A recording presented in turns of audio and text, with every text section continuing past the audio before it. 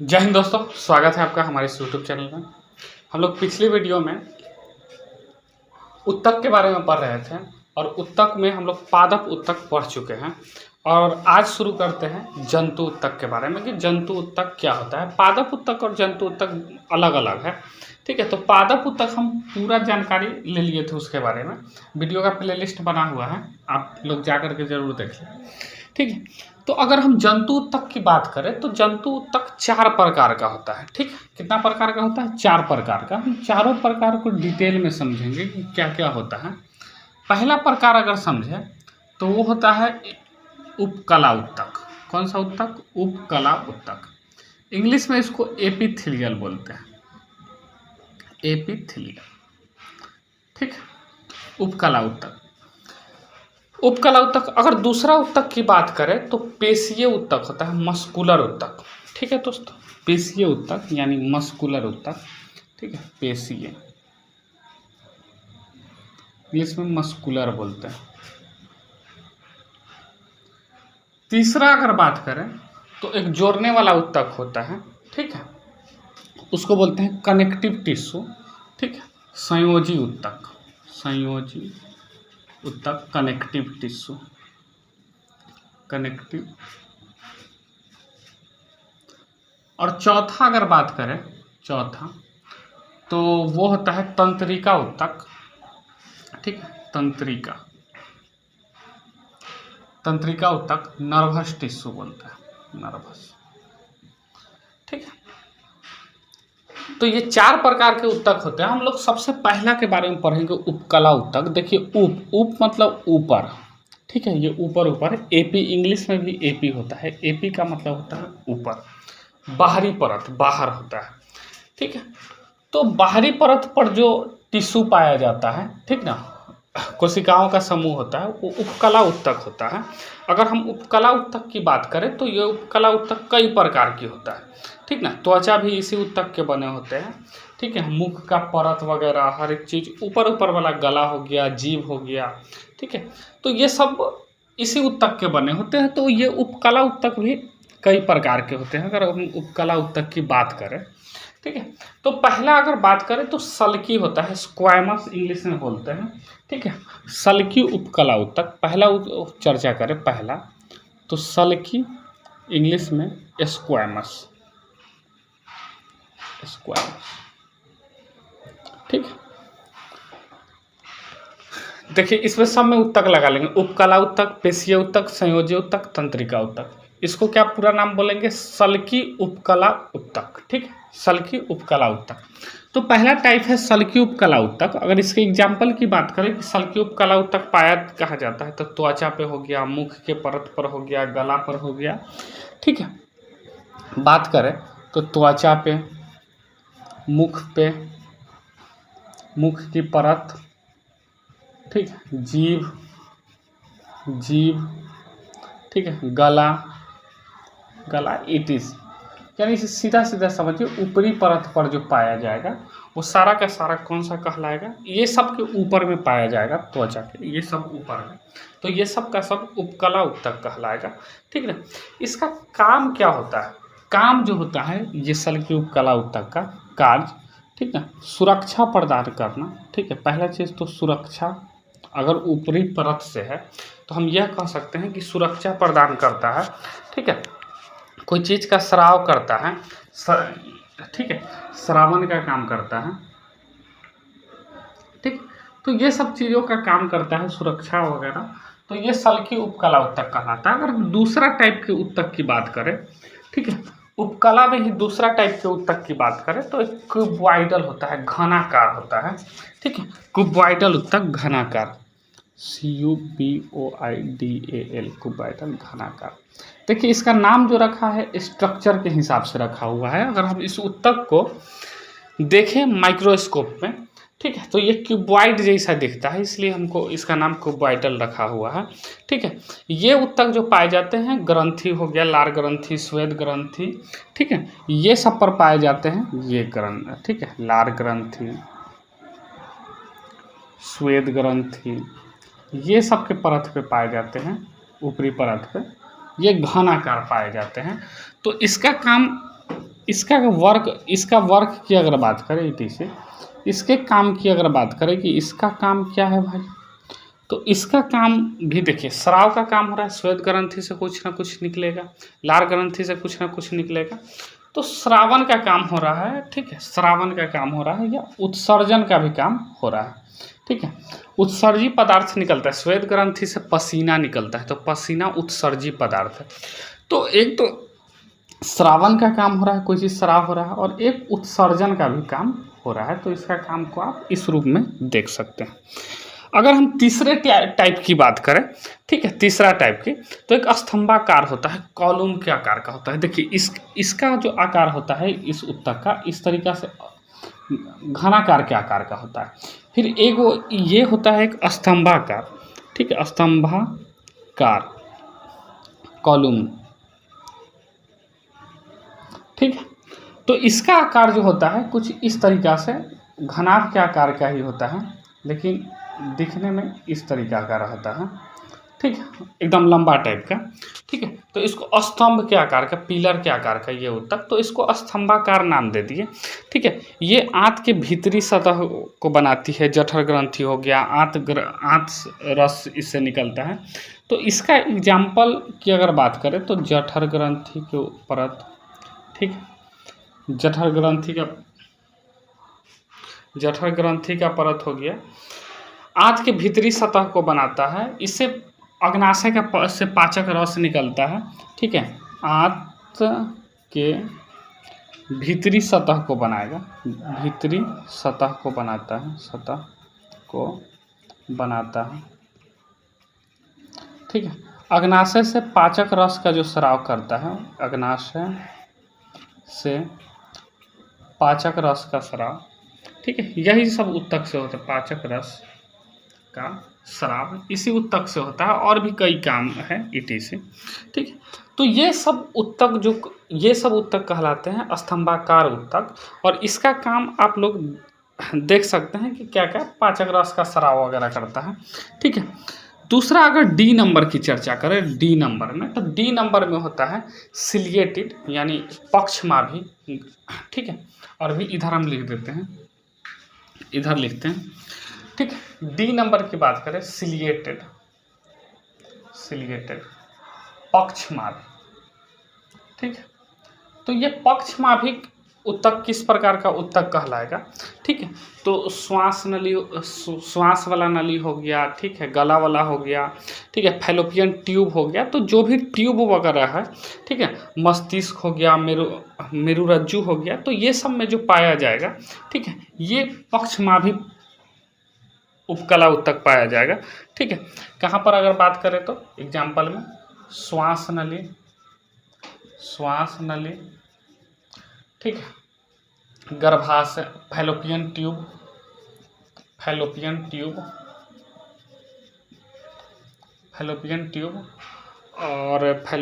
मस्तिष्क, मेरुरज्जु, ठीक है, मस्तिष्क में हो गया, मस्तिष्क में भी पाया जाता है, मेरुरज्जु में यानी स्पाइनल कॉर्ड में, ठीक है ना। ऐसे स्पाइनल कॉर्ड जो होता है ये वाला तंत्रिका उत्तक का बना होता है, लेकिन उसमें भी ये उपकला उत्तक उसके बाहरी सतह पे पाया जाता है, लेकिन ज़्यादा मात्रा में कौन होगा, ये सब इसमें मस्तिष्क में, मेरुरज्जु में, तो तंत्रिका उत्तक होगा। ऐसे आपसे क्वेश्चन आ जाए कि मस्तिष्क कौन सा उत्तक का बना हुआ है, तो तंत्रिका उत्तक का जो संख्या में पाया जाएगा उसी को। ये तो ऊपरी सतह पे आ गया कि सबके ऊपरी सतह पे कौन सा उत्तक होता है, ये तो ये सब में भी कौन सा उत्तक है, सिलिएटेड है, पक्षमाभी है, इसका प्रकार है, ठीक है।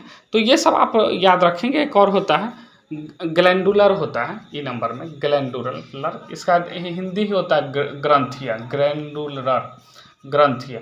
जितनी भी ग्रंथि वगैरह बनी हुई हैं, ठीक है, ग्रंथि वगैरह ग्रंथिया से ही रिलेटेड है, जितनी भी ग्रंथि वगैरह है सब इसमें आ जाएगा ग्लैंडुलर में। तो ये उपकला उत्तक इतना प्रकार का होता है कि कई प्रकार के उपकला उत्तक के बारे में आप जान लिए हैं, ठीक है। तो अब इरेज करते हैं और चलते हैं हम दूसरा उत्तक, पेशीय उत्तक के बारे में समझते हैं, ठीक है, बोर्ड इरेज करके। तो पेशीय उत्तक समझते हैं क्या होता है। तो अब समझते हैं पेशीय उत्तक के बारे में कि पेशीय उत्तक क्या होता है। तो हम समझ लेते हैं पेशीय उत्तक, ठीक है, पेशीय उत्तक। पहला इसके समझते हैं कार्य के बारे में कि इसका आखिर काम क्या है। पेशीय ऊतक नाम से ही है, मसल्स वाला, ठीक है, केवल जिसमें मांसपेशियां रहेगा, ठीक है। तो पेशीय ऊतक का काम क्या है कि चलनशीलता, चलने में मदद करता है। तो हम पहला देख लेते हैं चलनशीलता, इसका काम हो गया, चलने में क्या करेगा, हेल्प करेगा, तो चलनशीलता बोल देते हैं। ये हड्डी सबको सहायता देता है, ठीक ना, बोन्स को क्या देता है, सहायता। बोन्स को हिंदी में अस्थि कहते हैं, यानी अस्थि को क्या देगा, सहायता, अस्थि को सहायता देगा, ये काम हो गया इसका, ठीक है। उसके बाद अगर हम बात करें, ठीक है, तो ये जो ब्लड्स का प्रवाह हो रहा है, ठीक ना, सब मांसपेशिया के थ्रू ही होकर के जाती है, ठीक है, ट्यूब से, ठीक ना। हृदय स्पंदन ये भी केवल क्या चीज़ का बना हुआ है, पेशीय ऊतक का बना हुआ है। भोजन का प्रवाह हो गया, तो ये सब में भी काम, ठीक है। हृदय स्पंदन बोले, हृदय स्पंदन, हार्ट बीट, ठीक है।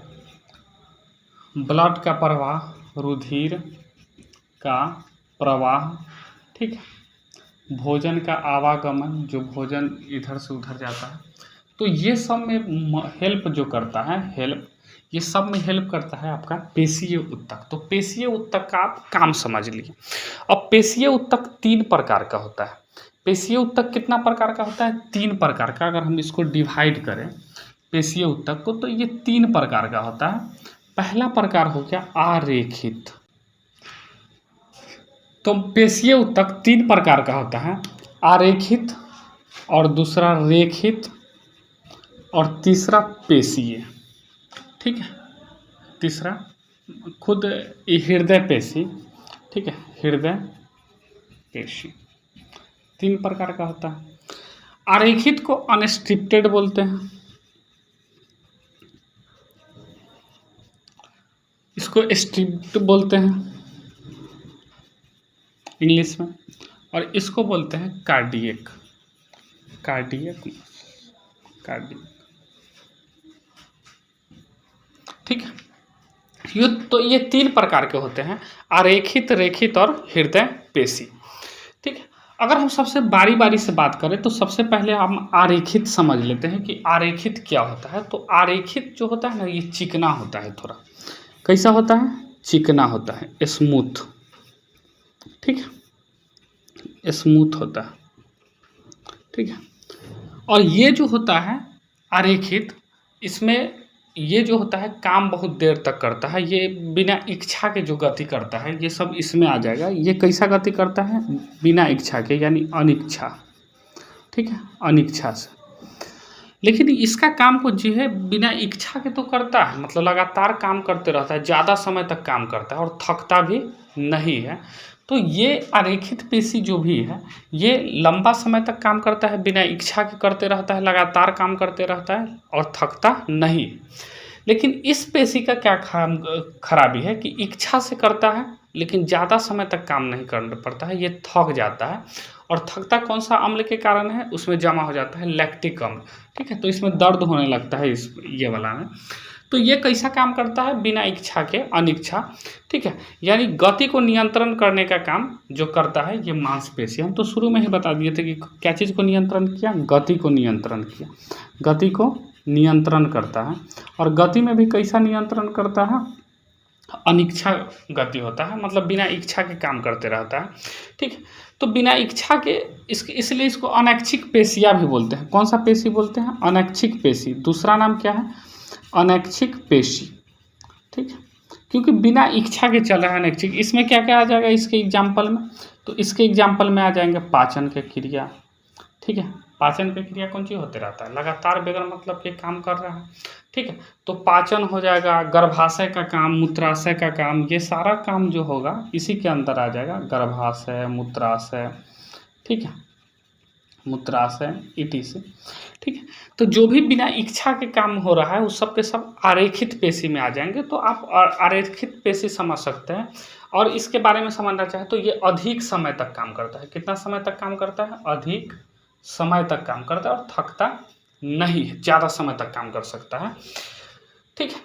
वही अगर रेखित पेशी की बात करें, रेखित पेशी के, और ये चिकना भी होता है, आप इसको समझेंगे। वही रेखित पेशी के काम करें तो ये इच्छा से तो काम करता है, ठीक ना। यानी इसको हम लोग ऐच्छिक पेशी भी बोलते हैं, क्योंकि इच्छा से करता है, इच्छा से करता है, लेकिन ज़्यादा समय तक काम इसको करा दीजिएगा तो ये थक जाता है, ठीक है। और थकने के बाद दर्द होने लगता है। कौन सा अम्ल के कारण? लैक्टिक अम्ल के कारण। इसको आप याद रखेंगे, ठीक ना।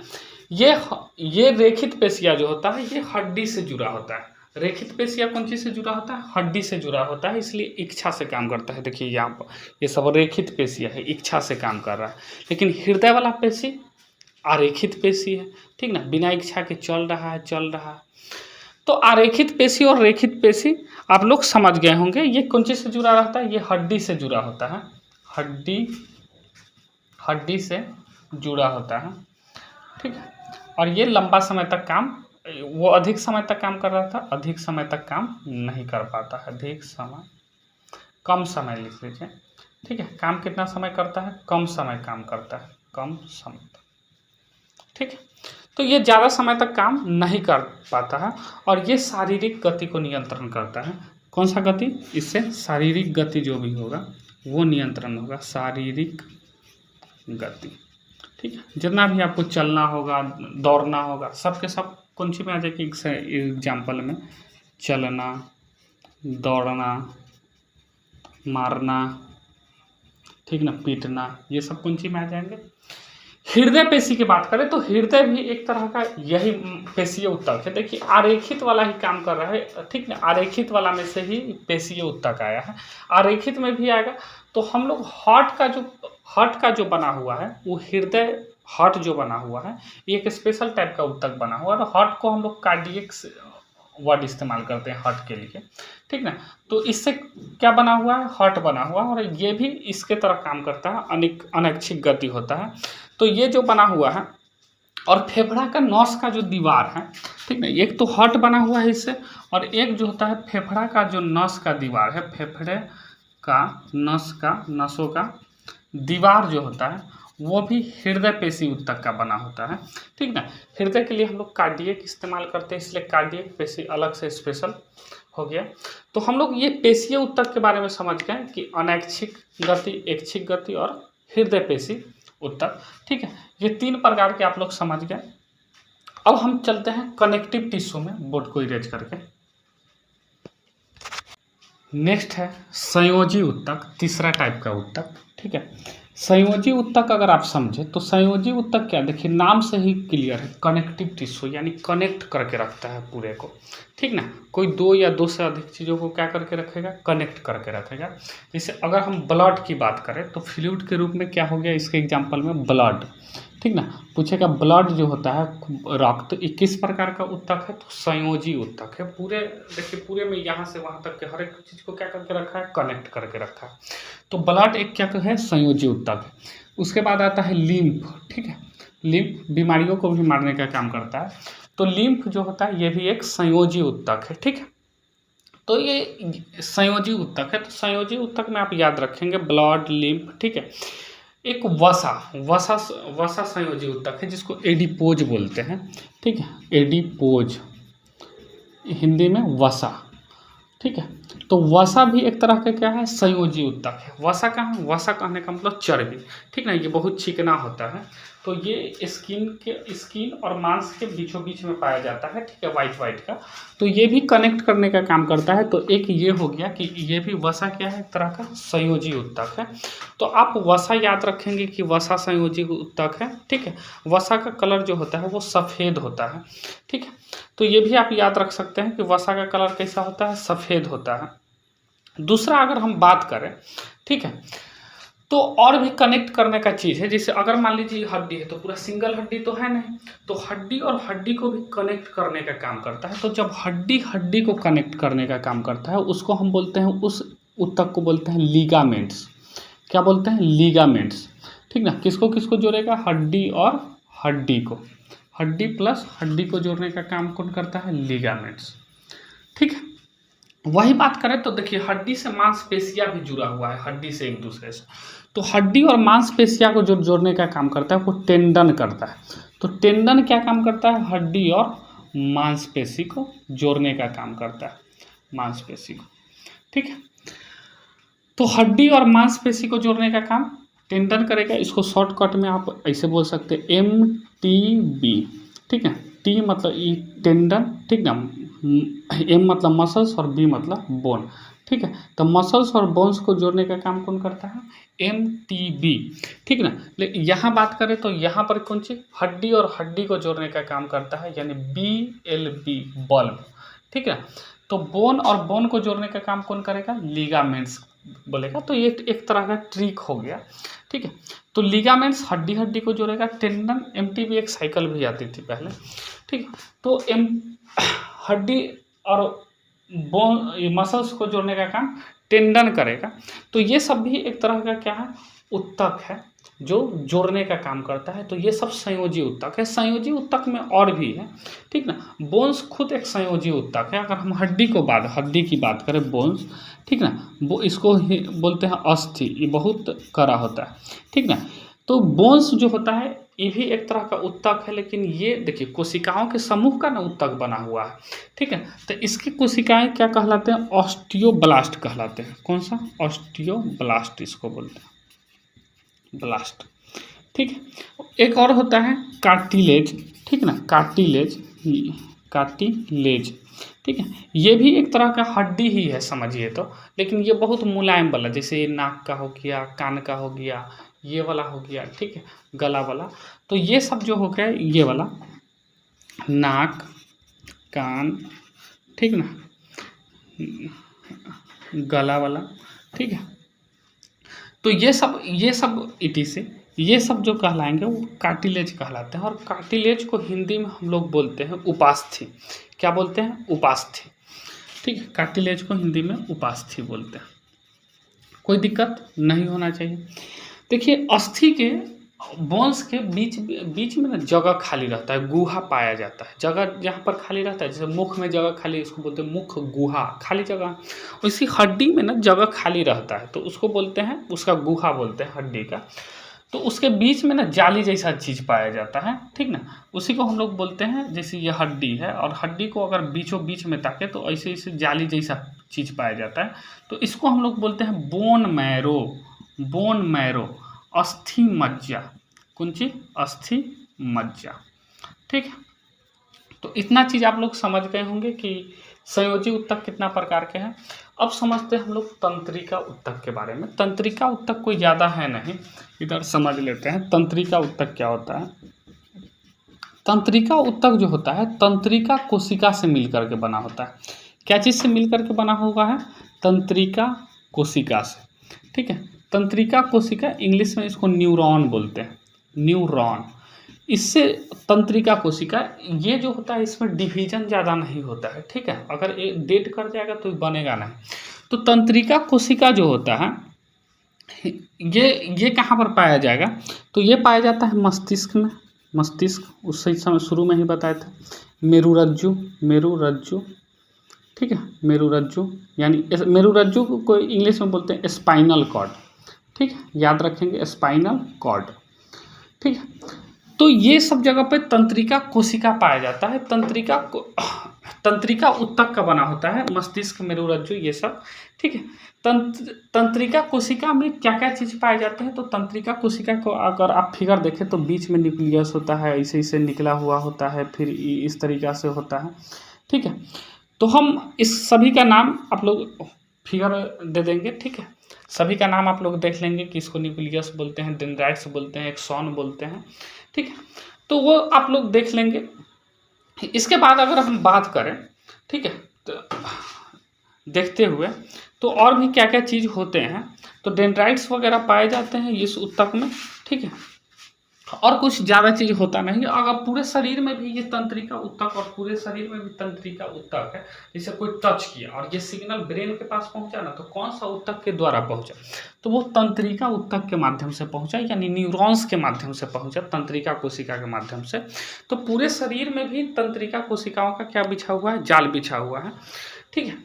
तो ये तंत्रिका उत्तक, आप उम्मीद करते हैं कि आप ये चारों उत्तक समझ गए होंगे जो जंतु उत्तक के प्रकार हैं, ठीक है। अगर वीडियो पसंद आई होगी तो वीडियो को लाइक कर देंगे, चैनल को सब्सक्राइब कर लेंगे। मिलते हैं फिर नेक्स्ट क्लास में। जय हिंद।